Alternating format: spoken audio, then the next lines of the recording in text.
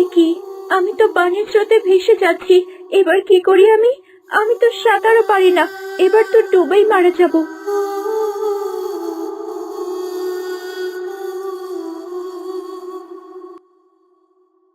ওই তো একটা পাথর, দেখি কোনোভাবে পাথরটাকে আঁকড়ে ধরতে পারি কিনা।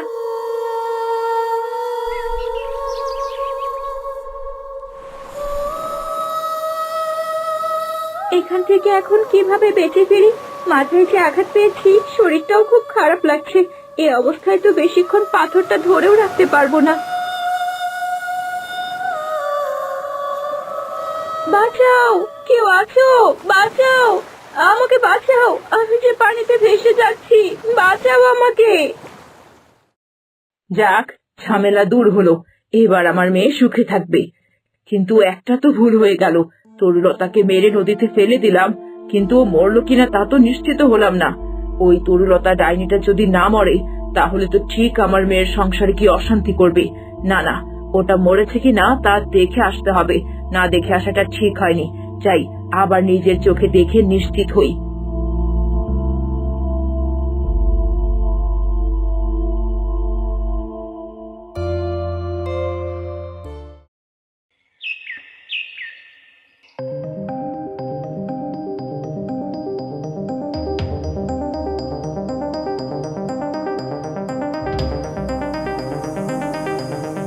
নদীর ধারে তো কেউ নেই, আর আমিও কি বোকা, হুট করে চলে এলাম। ও মেয়ে তো তখনই নদীতে পড়ে গেছে, মরে এতক্ষণে ভেসে কোথায় চলে গেছে। এই স্রোতে বেঁচে থাকতে পারবে না। না না, মনের খচখচানিটা একদমই যাচ্ছে না কেন। আর একটু এগিয়ে গিয়ে দেখে আসি সামনের দিকটায় আছে কিনা।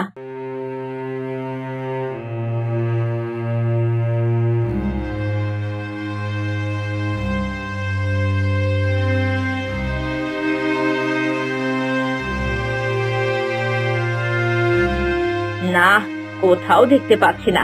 ওই তরুটা মরে কোথাও ভেসে গেছে কে জানে। না না, আর সময় নষ্ট করে লাভ নেই, আমি বরং বাড়ি ফিরে যাই। বাঁচাও, কে আছো? বাঁচাও, আমাকে বাঁচাও, আমি যে মরে গেলাম। বাঁচাও, কে আছো? বাঁচাও। আরে, কে জানি বাঁচাও বাঁচাও করে চিৎকার করছে না? বাঁচাও আমাকে, কে আছো? বাঁচাও। হ্যাঁ, তাই তো, শব্দটা তো মনে হয় ওই সামনে থেকে আসছে। একটু এগিয়ে গিয়ে দেখি তো।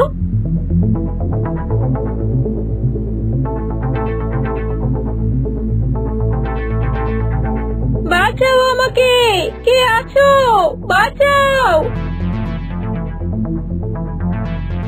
হ্যাঁ, আমি তো তোকে বাঁচাতেই এসেছি রে। এ কি মা, তুমি এখানে? শয়তান মেয়ে, তুই এখনো মরিসনি? কই মাছের প্রাণ নিয়ে জন্মেছিস নাকি? মাকে খেয়েছিস কত বছর আগে, অথচ নিজের যাওয়ার নাম নেই। মা, তোমার পায়ে পড়ি, আমায় বাঁচতে দাও মা। তোকে বাঁচিয়ে রাখি আর তুই কি আমার মেয়ের সংসার ভাঙিস, তাই তো? আমি প্রতিজ্ঞা করছি মা, বলেও কখনো অরুণের সংসার দূরের কথা, ওর ছায়াও আমি মারাবো না। আমায় শুধু বাঁচতে দাও, আমি কথা দিচ্ছি আমি অনেক দূরে চলে যাব, আর কখনোই এ মুখো হব না। তোকে আমি বিশ্বাস করি না, আর তাছাড়া তোকে বাঁচিয়ে রেখে সারা জীবন আমি দুশ্চিন্তায় কাটাতে পারবো না। মরতে তোকে হবেই।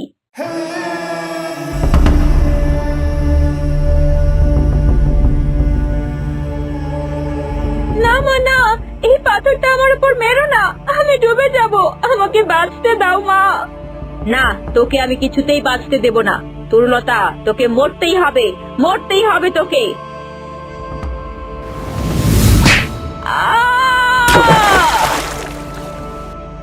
যাক বাবা, ভাগ্যিস এসেছিলাম, নয়তো জানতেই পেতাম না এই শয়তান মেয়ে বেঁচেই আছে। কি তাজা প্রাণ রে বাবা। যাক, এবার আর কোনো দুশ্চিন্তা নেই। এবার তো নিজের চোখে দেখলাম ওই কালনাগিনীটা ডুবে মরলো। এবার আমি আরামে বাড়ি গিয়ে একটা ঘুম দেই।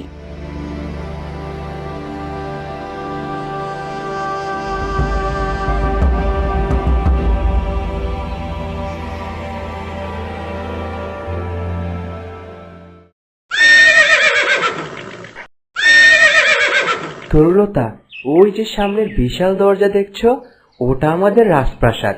আজ থেকে প্রাসাদের সুগন্ধি তুমি। তোমার রূপ আর গুণে এই প্রাসাদ সুবিহিত থাকবে। চিন্তা করো না রাজপুত্র, আমি প্রাসাদকে নিজের করে নেব। চলো এবার আমরা রাজপ্রাসাদে যাই, বাবা আমাদের জন্য অপেক্ষা করছে। হ্যাঁ, তাই চলো রাজপুত্র। বাঁচাও, কে আছো, বাঁচাও আমাকে। দাঁড়াও তরুলতা, কে জানি বাঁচাও বাঁচাও করে চিৎকার করছে না?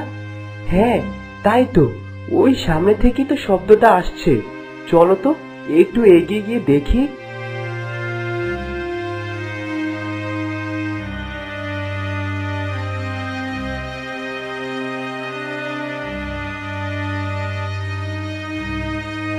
কে তুমি? বাঁচাও আমারে, আমি এই ডালের চাপায় মরে যাচ্ছি, বাঁচাও, বাঁচাও আমারে। হ্যাঁ একটু অপেক্ষা করুন, আমি এক্ষুনি ডালটা সরিয়ে দিচ্ছি। রাজপুত্র দাঁড়াও, এ তুমি কি করছো? তুমি একজন রাজপুত্র হয়ে এই গরিব চাষা ভুষার গায়ে হাত দেবে? তোমার ঘেন্না করবে না? এইসব কি বলছো তরুলতা? লোকটা গাছের ডালের চাপায় মরে যাচ্ছে, আর আমি তাকে বাঁচাবো না? আচ্ছা বেশ, তা ঠিক আছে, কিন্তু তাই বলে তুমি ওই গরিব নোংরা চাষার গায়ে হাত দিয়ে তোমার হাত নোংরা করবে? চলো এখান থেকে রাজপুত্র, তোমাকে বাঁচাতে হবে না, একে অন্য কেউ বাঁচিয়ে নেবে। চলো বলছি, চলো। চুপ করো তুমি, আমি এই রাজ্যের ভবিষ্যৎ রাজা, আমার প্রজা কষ্টে, আর আমি কিছুতেই সাহায্য করব না। ওকে আমি বাঁচাবই। আমার ভাবতেই লজ্জা লাগছে, তুমি এমন কথা বলছো।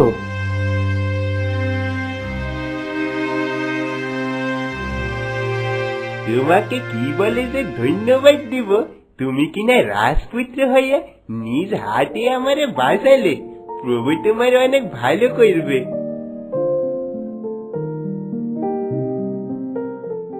এই রে, আমি তো ভুলে গিয়েছিলাম যে তরুলতা পরোপকারী স্বভাবের। না না, আমায় আরো সাবধান থাকতে হবে, নয়তো ধরা পড়ে যাব। এই পাতা দেখ, পানি দিয়ে ওটা কি ভেসে আসছে। দেখতে তো একদম মানুষের মতো লাগছিল। আরে ওটা তো একটা মেয়ে। কি বলিস? তাড়াতাড়ি তোর পাতাগুলো বেলে ধর, তুই আর আমি মিলে ওকে পাড়ে তুলি। আহারে, কি ফুটফুটে মেয়েটা, এভাবে কে ওকে মারলো রে? কি জানি, মনে হচ্ছে কেউ তার মাথায় সজোরে আঘাত করেছে। দেখ, ওই যে মাথায় রক্তের চিহ্ন। হ্যাঁ তাই তো দেখছি, কিন্তু এই মেয়েটা কি বেঁচে আছে? দেখে তো বোঝাই যাচ্ছে না বেঁচে আছে না মরে গেছে। এক কাজ করি, নদীর রানীকে ডাকি, তিনি নিশ্চয়ই একে সুস্থ করতে পারেন। হ্যাঁ সেটাই ভালো হবে, তবে নদীর রানীকে ডাক। নদীর রানী, ও নদীর রানী, একটু উপরে উঠে এসো না। এখানে যে একটা মেয়ে খুব বিপদে পড়েছে, তাকে বাঁচাতে হবে যে। রানী ব্যস্ত আছেন, ডাকছো কেন আমায় বলো। এই দেখো না, এই মেয়েটাকে কে যেন খুব জোরে আঘাত করেছে, ওকে একটু রানীমার কাছে নিয়ে যাও না, তিনি তাকে অবশ্যই সুস্থ করে দেবেন। ঠিক আছে, ওকে আমি নদীর রানীর কাছে নিয়ে যাচ্ছি। তোমার আবার কি হলো তরুলতা? হ্যাঁ না, আসলে আমার এমন করা উচিত হয়নি, আমায় ক্ষমা করো তুমি। ঠিক আছে, চলো এবার প্রাসাদে যাই, বাবার সাথে তোমাকে দেখা করিয়ে দেই। হ্যাঁ চলো।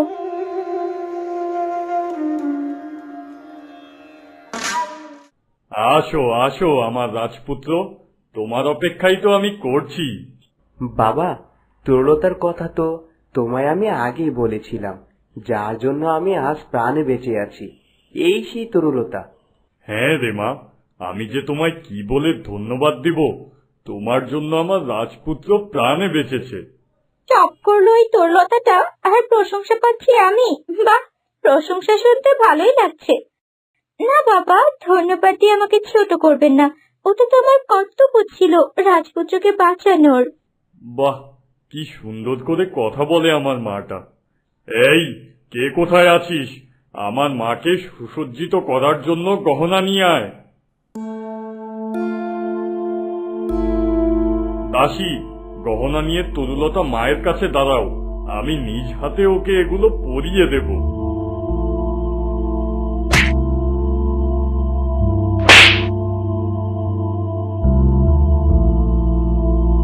এই দাসী, তোর এত বড় সাহস, তুই কিনা আমার সাথে ধাক্কা খাস? ছোট লোকের চা, আমার গায়ে ধাক্কা খাস তুই? এত বড় সাহস তোর! ক্ষমা করবেন, আমি ইচ্ছে করে করিনি। আবার মুখে মুখে কথা! তরুলতা, চুপ করো। এ কি ব্যবহার তোমার? এমন তো তুমি ছিলে না। আচ্ছা আচ্ছা, ঠিক আছে। তরুলতাকে তোমাদের রানীমার কাছে নিয়ে যাও দাসী, তিনিই সব উপহার তরুলতাকে পরিয়ে দেবেন। মিহির, তোমার উপর আমার পূর্ণ বিশ্বাস আছে বাবা, যে তুমি মানুষ চিনতে ভুল করবে না। কিন্তু তরুলতার এ কি ব্যবহার? তোমার মা আজ পর্যন্ত কোনো দাসীর সাথে একটু উচ্চস্বরেও কথা বলেনি, অথচ তরুলতা প্রথম দিন এসেই একজনের গায়ে হাত তুলল। আমি কিছুতেই বুঝতে পারছি না বাবা, ওর মতো নরম স্বভাবের মেয়ে এমন ব্যবহার কিভাবে করলো, আমি তাই ভেবে পাচ্ছি না। গায়ের মেয়ে তো, হঠাৎ রাজপ্রাসাদ থেকে হয়তো নিজেকে সামলাতে পারেনি। কিন্তু ও তো এমন নয় বাবা। আচ্ছা, তুমি চিন্তা করো না বাবা, তোমার মা ওকে সব শিখিয়ে পড়িয়ে নেবে। সে হবে ভবিষ্যৎ রানী, তাকে তো সব বুঝে নিতেই হবে। যাও, এবার তোমার মায়ের সাথে দেখা করে এসো, আর আমিও যাই, একটু বাগান থেকে ঘুরে আসি। ঠিক আছে বাবা। এমনটা তো হওয়ার কথা ছিল না। বাবার কথাই কি ঠিক? এত বড় প্রাসাদ দেখে ওর স্বভাব বদলে গেল, নাকি এর মধ্যেও আরো কোনো বিষয় রয়েছে? এ কি মেঘা, তুমি কাকে নিয়ে এসেছো? দেখুন না রানীমা, এই মেয়েটা নাকি নদীতে ভেসে যাচ্ছিল। ওই লতাপাতা গাছগুলো এই মেয়েটাকে নদী থেকে তুলেছে এবং আপনাকে প্রাণপণে ডাকছিল এই মেয়েটিকে বাঁচানোর জন্য। তাই তো আমি ওকে আপনার কাছে নিয়ে আসলাম। এ কি, এই মেয়েটাকে দেখে মনে হচ্ছে কেউ এর মাথায় সজোরে আঘাত করেছে, কিন্তু আঘাতের চিহ্ন দেখে তো মনে হচ্ছে একাধিকবার আঘাত করা হয়েছে। আচ্ছা, দেখছি একে আমি সারিয়ে তুলতে পারি কিনা।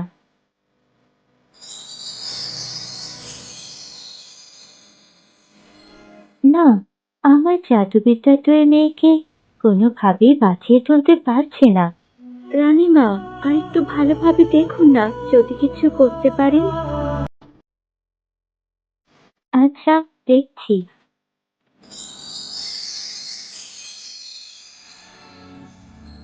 না না, আমি কিছুই করতে পারছি না। আমার সর্বোচ্চ জাদুতেও কোনো কাজ হচ্ছে না। আর ওর হৃৎপিণ্ড শীতল হয়ে গেছে।